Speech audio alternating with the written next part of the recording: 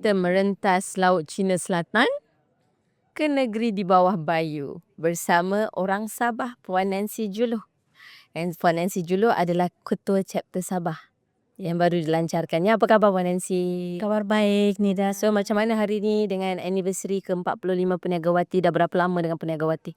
Okey, saya sudah lebih kurang 7 tahun bersama dengan Perniagawati, tapi bukan official sebagai komiti.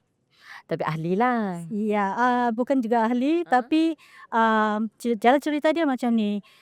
Satu competition yang telah diadakan oleh Perniagawati dan saya adalah salah satu designer dari Sabah yang terpilih dalam untuk final ke New York.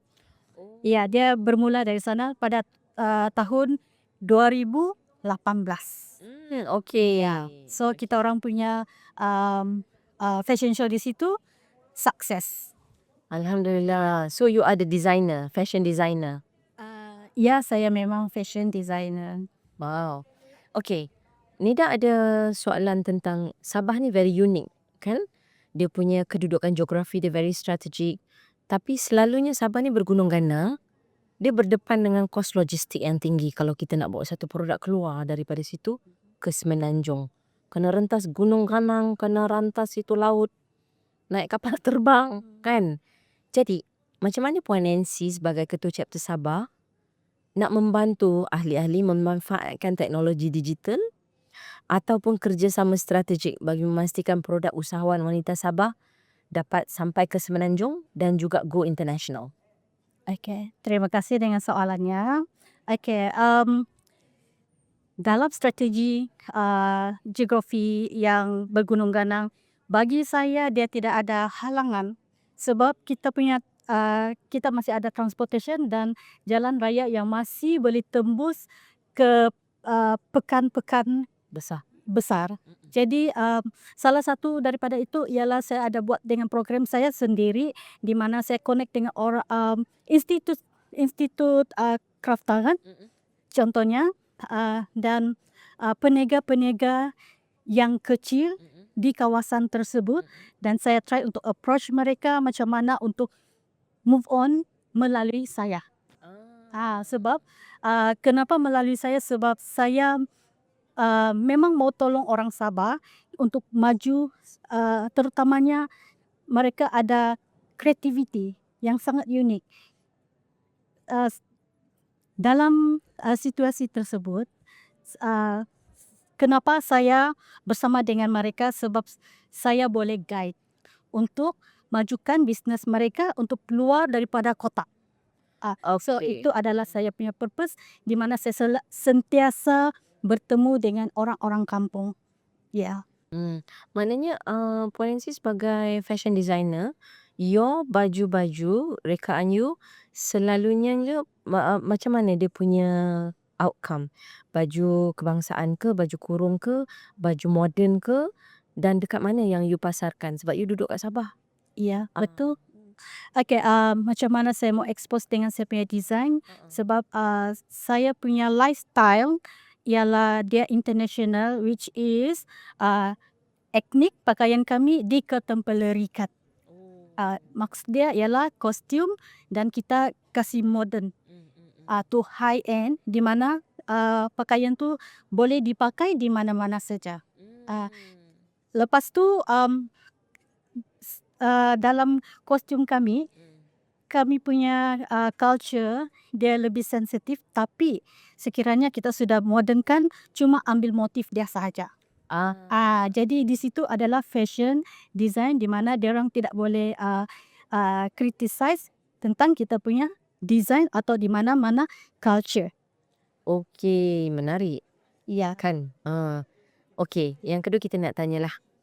Kita tahu Sabah kaya dengan community based tourism. Kan? Kita ada laut, kita ada pulau, kita ada hutan. Kan? So kita ada apa tu orang kata tu padi huma, padi bukit. Yang cantik. What is your plan nak integrate usahawan wanita kawasan pedalaman Sabah to be with Peniagawati dalam ekosistem? Kalau tak masuk pun dia termasuk dalam ekosistem Peniagawati. Alright, supaya keunikan warisan Sabah ni kita dapat commercializekan macam you sedang buat, how to make it more to the globe, to the global. Okey, pertama kali saya sentiasa bagi motivasi yang positif di mana mereka bukan sahaja di dalam kotak tu, tapi kita kena createkan mindset diorang untuk keluar daripada kawasan. So di sana saya akan mengambil masa untuk memberi pendidikan knowledge. Okay. Sebagai wanita kita harus berdikari dan kita boleh di mana di sana boleh membantu wanita-wanita di pedalaman untuk move on. Ya, itu adalah salah satu daripada saya punya pandangan dan juga saya bagi mereka exposure melalui Peniagawati punya event. Try untuk invite dorang sebab di sana ada platform yang telah disediakan oleh wanita-wanita di pedalaman di mana mereka masih lagi takut untuk keluar. Oh, so you kena pergi jemput diorang, Iya. terangkan dengan diorang Ya. what is Peniagawati. So about Sekiranya mereka tidak dapat datang kepada kita yang You tidak do. datang kepada mereka sebab kita bagi diorang expose sikit demi sikit, tapi lama-lama dia akan jadi Betul. ya, Betul. saya punya Kerjanya beransur, lama-lama habis. iya, Kan? betul. Betul, Kita tidak betul. sometimes orang kita kan kita tidak boleh push dorang. Pujuklah, pujuk Ya, baik-baik. kita tidak boleh pujuk dorang sebab mungkin dorang ada pengalaman sebelumnya. Ya, ya. Mungkin juga dorang tidak trust dengan diri mereka sebab tiada ada orang yang encourage dorang dalam macam mana membuat sesuatu perniagaan itu untuk lebih kepada komersial. Kita mau kasih produk kita tu memang banyak, tapi mau produce tu ada susah sikit. Macam tu ya. Dia boleh buat tapi macam backyard industry lah. Nak buat lebih lagi macam mana? Kan ya? Sebab Lepas permintaan ada. betul. Permintaan tu ada tapi diorang tidak tahu macam mana. Tak boleh nak buat penawaran tu lebih banyak. Production tu. Kan? Okay. Okay, terima kasih Puan Nancy Julo for to be with us today dengan WM. Cantik orang Sabah ni. Orang Sabah memang cantik pa. Kan? Saya pun kurang pasti, saya rasa macam biasa. Okay, thank you very much.